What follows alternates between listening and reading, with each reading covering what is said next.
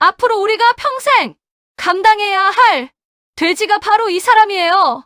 그 말이 들리는 순간 연회장 음악이랑 사람들 웃음소리가 전부 멈춘 것 같았습니다.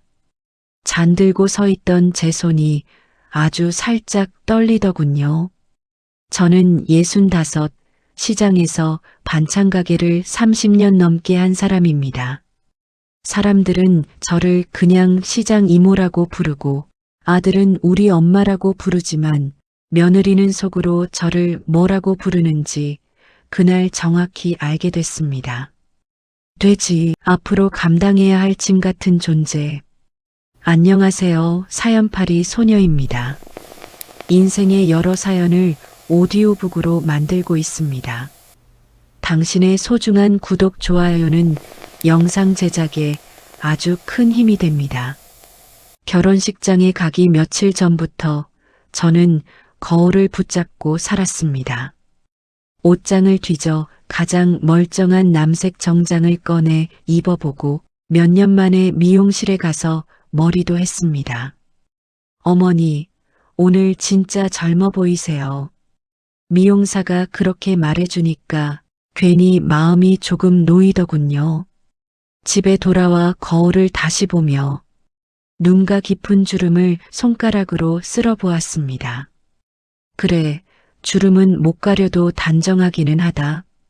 아들 결혼식인데 내가 너무 초라해 보이면 안 되지. 그렇게 몇 번이고 스스로를 다독였습니다. 연회장에 들어섰을 때 눈이 부실 만큼 하얀 식탁보와 꽃장식이 먼저 보였습니다. 사람들 옷차림도 반짝반짝했고 저는 무의식적으로 제 구두부터 내려다봤습니다. 몇 해 전 새일 때 어렵게 산 구두라.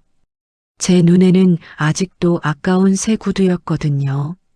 하지만 다른 사람들 눈에는 촌스럽고 싼 티 나는 구두로 보였을지도 모르죠. 여기 우리 시어머니세요. 며느리가 저를 자기 친척들 자리로 데리고 갔습니다. 처음엔 자랑스럽게 소개해주는 줄 알았습니다.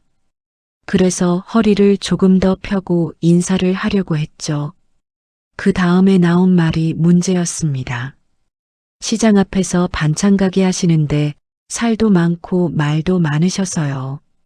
앞으로 우리가 평생 감당해야 할 돼지가 바로 이분이에요. 순간 주변에서 킥킥거리는 웃음이 터졌습니다. 어떤 사람은 제 배를 훑어보고 어떤 사람은 제 구두를 한번 내려다보더니 입을 손으로 가리며 서로 눈을 마주쳤습니다. 저는 억지로 입꼬리를 올려 반갑습니다라는 말을 꺼냈지만 목소리가 떨렸는지 제대로 들렸는지 기억이 나지 않습니다. 그때 제 머릿속에는 지금 여기서 화를 내면 욕을 먹는 건 나 혼자가 아니야.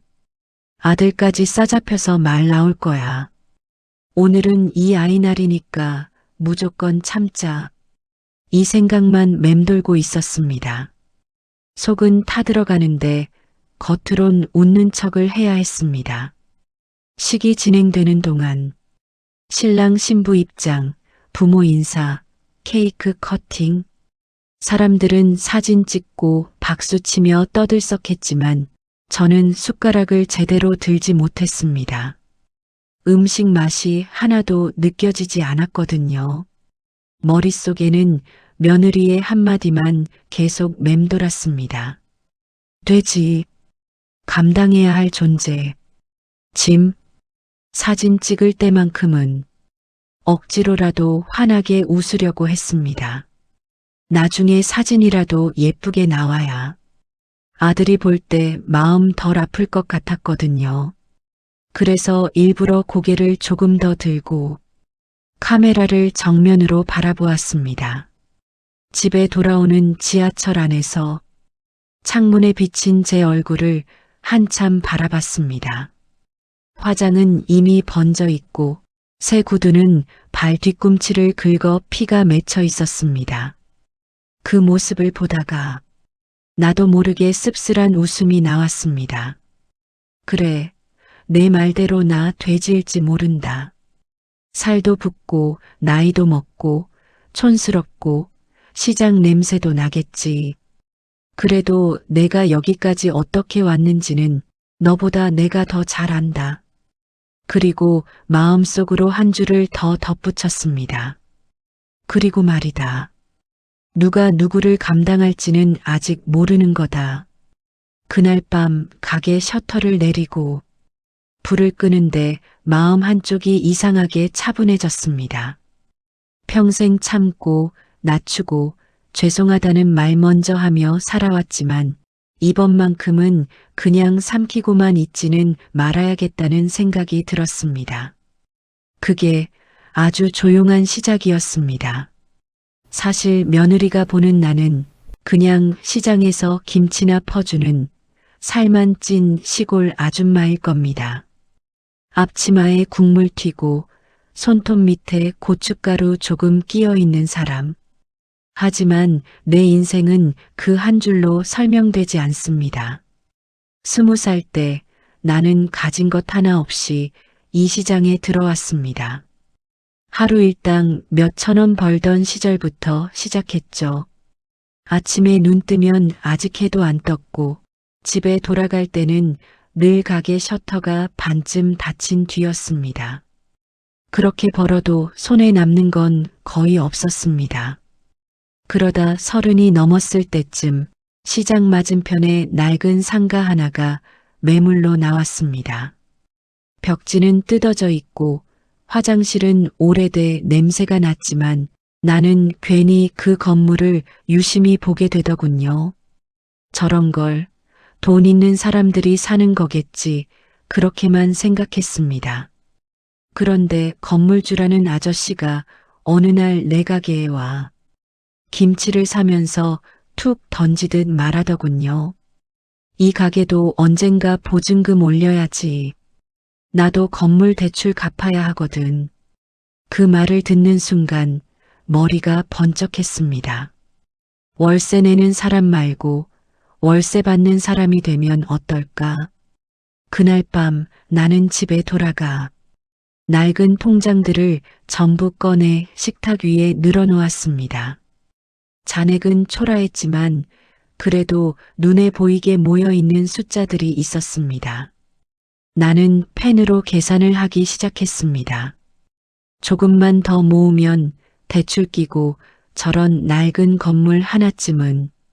생각은 무모해 보였지만 마음은 이상하게 가벼웠습니다. 몇 달 동안 더 아끼고 허리띠를 졸라맨 끝에 나는 생전 처음으로 등기소라는 곳을 갔습니다. 손에 땀을 쥐고 서류에 도장을 찍으면서도 이거 잘못되면 어떡하지라는 걱정이 들었지만 그 뒤로 내 삶은 조금씩 달라지기 시작했습니다. 처음 산 그 낡은 상가는 시간이 지나면서 주변 개발이 따라왔고 월세도 조금씩 올라가기 시작했습니다. 나는 여전히 시장에서 반찬을 팔았고 벌어들인 돈에서 생활비를 빼고 남는 건 또 다른 작은 집은 또 다른 낡은 건물을 사는 데 썼습니다. 엄마, 이렇게까지 할 필요 있어? 아들이 대학 다닐 때 한 번은 이렇게 말하더군요. 그때 나는 웃으면서 대답했습니다. 너 등록금 밀리지 않고 냈으면 됐지. 엄마는 내 세대에는 좀 덜 고생했으면 하는 마음으로 하는 거야. 아들은 그 말을 듣고 더 이상 묻지 않았습니다. 아마도 그냥 엄마 스타일이 또 저렇구나 하고 넘어갔겠지요. 30, 40, 50. 시간이 흘러 어느새 내 이름으로 된 건물이 서너 개가 됐습니다. 대단한 빌딩은 아니지만 각자 자기 자리를 지키고 앉아 매달 꼬박꼬박 월세를 보내주는 아이들 같았습니다. 나는 여전히 앞치마를 두르고 반찬을 담았고 시장 사람들은 여전히 나를 이모라고 불렀습니다. 그렇다고 해서 일부러 숨기려고 한 건 아닙니다. 그냥 굳이 떠벌릴 필요를 느끼지 못했을 뿐입니다. 가게에서 일하는 내 모습이 나를 가장 나답게 느끼게 해줬으니까요. 그런데 며느리에게는 그 겉모습만 보였던 모양입니다. 기름 냄새, 두툼한 팔뚝, 저렴한 앞치마. 그게 다라고 생각했겠지요. 결혼식장에서 돌아온 그날 밤 나는 그동안 서랍 깊숙이 넣어두었던 서류 봉투를 다시 꺼냈습니다. 건물 등기부 등본, 임대계약서, 통장 사본들, 식탁 위에 하나씩 펼쳐놓고 가만히 바라봤습니다. 그래, 나는 내 말대로 돼질 수도 있다. 하지만 이 종이들만큼은 내가 살아온 세월과 버틴 시간의 증거다. 그렇게 혼잣말을 하고 있는데 아들에게서 메시지가 하나 왔습니다. 엄마, 오늘 힘들었지? 나중에 따로 얘기할게. 회사 쪽에 요즘 투자 얘기가 좀 있는데 기회가 되면 엄마한테도 말하려고 했어. 그 메시지를 보는 순간 가슴 어딘가에서 작은 점 하나가 있는 그림이 떠올랐습니다. 며느리 집안, 아들이 다니는 회사, 내 건물들. 그것들이 언젠가 한 줄로 이어질 수도 있겠다는 아주 희미한 예감 같은 것이었습니다. 며칠 뒤 아들이 퇴근길에 가게로 들렀습니다. 평소 같으면 반찬 몇 가지 챙겨 들고 그냥 올라갔을 텐데 그날은 진지한 얼굴이었습니다. 엄마, 우리 회사 요즘 투자자 찾고 있다고 했잖아. 대표가 건물 계약이랑 같이 묶어서 들어올 사람 찾는데 장기 임대해줄 건물 주면 더 좋고. 아들은 말하면서도 엄마한테는 그냥 한 번 말만 해보는 거다. 그런 표정이었습니다. 나는 행주로 손을 닦으며 슬쩍 물었습니다. 그래, 그 회사 이름이 뭐라고 했지? 대표 이름은 누구야? 아들이 가방에서 명함을 하나 꺼내 건넸습니다. 하얀 종이 위에 적힌 회사 이름과 대표 이름을 보는 순간 심장이 한번 쿵 하고 내려앉았습니다. 며느리 아버지가 결혼식장에서 자랑스럽게 말하던 그 회사, 그리고 그가 내밀었던 명함에 있던 이름. 같은 이름이 눈앞에 또렷하게 찍혀 있었습니다. 아들은 제가 잠시 굳어 서 있는 걸 보고 물었습니다. 엄마, 왜 그래? 어디 아파? 나는 겨우 웃으면서 고개를 저었습니다. 아니야, 그냥. 세상 참 좁구나 싶어서 그랬지. 그날 밤 나는 다시 회계사에게 전화를 걸었습니다. 시간 좀 내줄 수 있어요? 이번에는 진짜로 내 인생 정리를 한번 같이 해야 할 것 같아서요. 다음 날 회계사는 서류 가방을 들고 가게로 왔습니다. 우리는 문을 일찍 닫고 가게 테이블에 서류들을 쫙 펼쳐 놓았습니다. 내가 가진 건물과 땅, 통장들, 그리고 아들이 다니는 회사와 며느리 아버지가 대표로 있는 회사 자료까지 차례로 확인해 나갔습니다. 어머니, 이 구조 보이시죠? 회계사가 종이에 그림을 그리며 설명했습니다. 여기 며느리 아버지 회사, 여기 아드님 회사, 그리고 여기 장기 임대해줄 건물주이자 새 투자자. 이 자리에 어머니가 들어가시면 사실상 두 회사 숨통을 쥐고 계시는 겁니다. 나는 종이에 그려진 세 개의 동그라미를 가만히 바라봤습니다. 한쪽은 나를 돼지라고 부른 집안, 한쪽은 그 집안에 괜히 주눅 들어있는 내 아들의 직장, 그리고 마지막 하나는 평생 반찬을 팔며 조금씩 모아 이제야 겨우 동그라미 하나 만들어낸 내 자리였습니다. 내가 이 가운데 서도 될까? 잠시 망설임이 올라왔지만 곧 며느리의 목소리가 다시 귀에 들리는 것 같았습니다. 앞으로 우리가 감당해야 할 돼지가 바로 이 사람이에요. 그 기억이 올라오자 마음 한쪽이 단단해졌습니다. 나는 조용히 고개를 끄덕였습니다. 그래요. 대신 조건 하나만 꼭 넣어줘요. 계약 설명하는 자리에 반드시 제가 직접 나가겠다고요. 회계사는 잠시 놀란 표정을 짓더니 웃으며 말했습니다. 그 정도 조건은 어머니가 요구하셔도 아무도 뭐라 못해요. 이 판에서는 어머니가 제일 큰 손입니다. 그 다음 며칠은 숨은 긴장을 안고 지나갔습니다. 나는 평소처럼 가게 문을 열고 반찬을 담아주며 손님들과 인사를 나눴지만 머릿속은 온통 계약 생각뿐이었습니다. 내가 정말 저 사람들 앞에 투자자라는 이름으로 설 수 있을까? 점심시간이 지나고 손님이 뜸해지면 나는 가게 한쪽에 앉아 서류를 들여다봤습니다. 등기부 등본, 임대계약서, 예상 수익 구조, 그리고 회계사가 정리해준 투자 제안서까지. 이름은 분명 내 이름으로 되어 있었지만 여전히 믿기지가 않았습니다. 어머니, 솔직히 말씀드리면요. 회계사가 전화를 걸어왔습니다. 이 조건이면 저쪽에서 거절할 수 있는 상황이 아닙니다. 건물 위치도 좋고 임대 기간도 길고 무엇보다 현금 흐름이 안정적이에요. 어머니가 너무 손해보시는 건 아닌지 제가 걱정될 정도예요. 나는 웃으며 대답했습니다. 괜찮아요. 돈은요, 벌면 되는데 사람이 사람을 어떻게 대하는지는 한 번쯤은 꼭 알려줘야 할 때가 있거든요. 계약 당일이 다가올수록 밤에는 잠이 잘 오지 않았습니다. 머릿속으로 그날 결혼식 장면이 슬로우 모션처럼 계속 재생됐습니다. 며느리의 표정, 친척들의 웃음, 내 구두를 훑어보던 눈빛들. 그러다 문득 이런 생각이 들었습니다. 내가 이 일을 그냥 복수라고만 생각하면 끝나고 나서도 마음이 편치 않겠지. 이걸 이 아이들이 조금이라도 더 인간답게 사는 공부라고 생각해보자. 그렇게 마음을 정리하자 조금은 숨이 트이는 느낌이었습니다.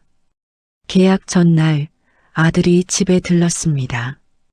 엄마 내일 우리 회사에 중요한 미팅 있다고 했지? 외부 투자자 온다는데 대표가 엄청 신경 쓰고 있어. 나는 아들의 얼굴을 한참 바라보다가 살짝 웃으며 말했습니다.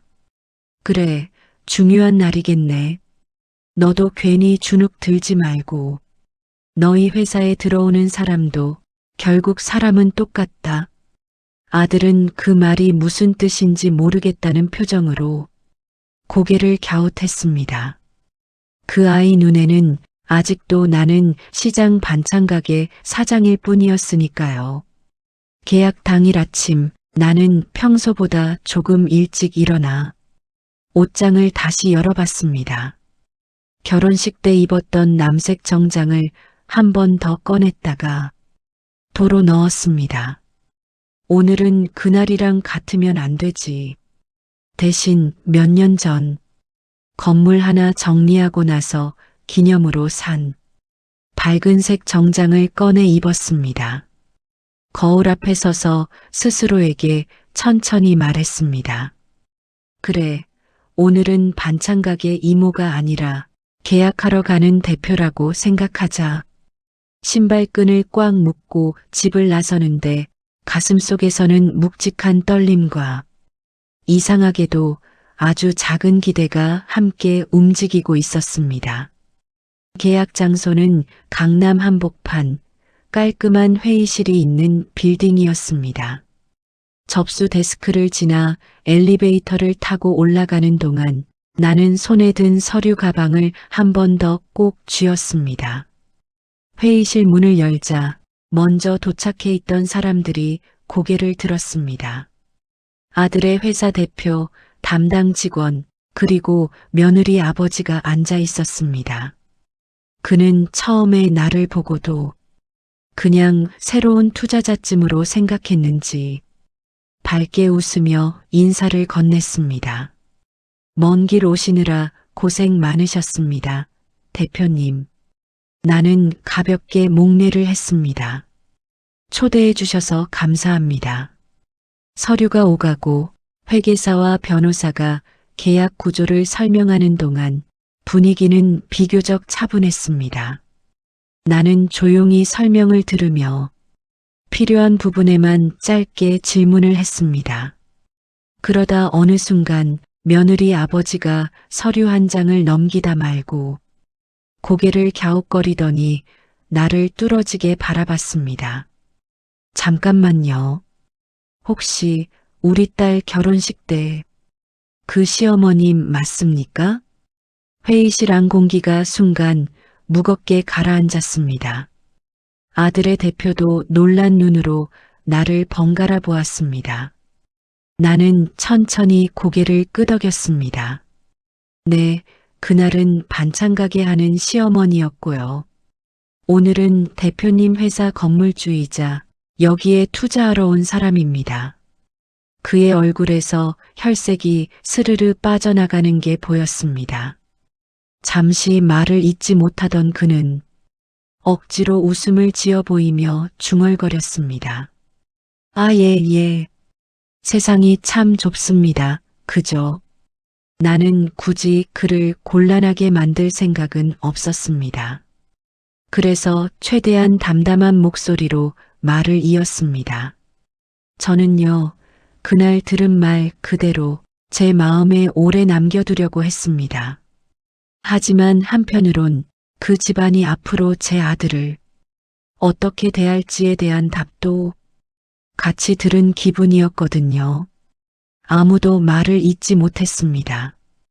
회계사가 눈치를 보며 조심스럽게 계약서 마지막 장을 넘겼습니다. 거기에는 내가 부탁해 넣은 조항이 적혀 있었습니다. 양측 가족을 이유 없이 비하하거나 모욕하는 언행을 하지 않을 것. 이를 반복할 경우 임대 및 투자 조건을 재검토할 수 있다. 며느리 아버지는 그 조항을 읽고 한참 동안 침묵했습니다. 회의실에 종이 넘기는 소리만 들렸습니다. 잠시 뒤 그는 깊게 숨을 들이쉬고 볼펜을 들어 도장을 찍었습니다. 도장을 찍는 그의 손이 떨리고 있는 걸 나는 분명히 보았습니다. 계약이 끝난 뒤 아들의 대표가 나를 따로 불러 세웠습니다.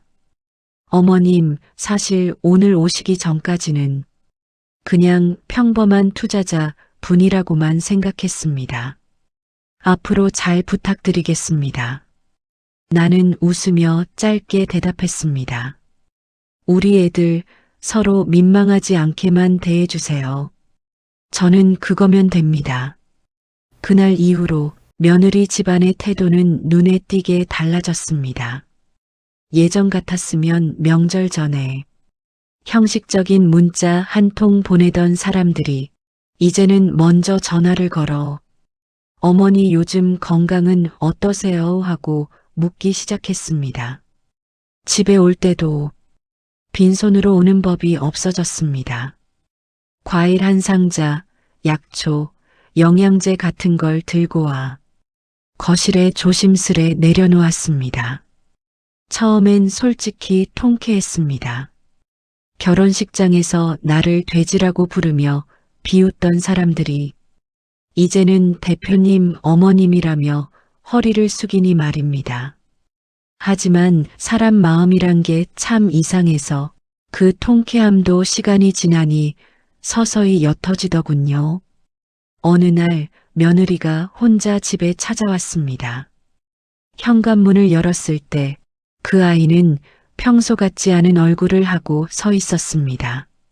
눈가가 벌겋게 달아올라 있었고 손에는 조그만 케이크 상자가 들려 있었습니다. 어머니 잠깐 시간 괜찮으세요? 우리는 식탁에 마주 앉았습니다. 조용한 공기가 흘렀고 먼저 말을 꺼낸 건 며느리였습니다.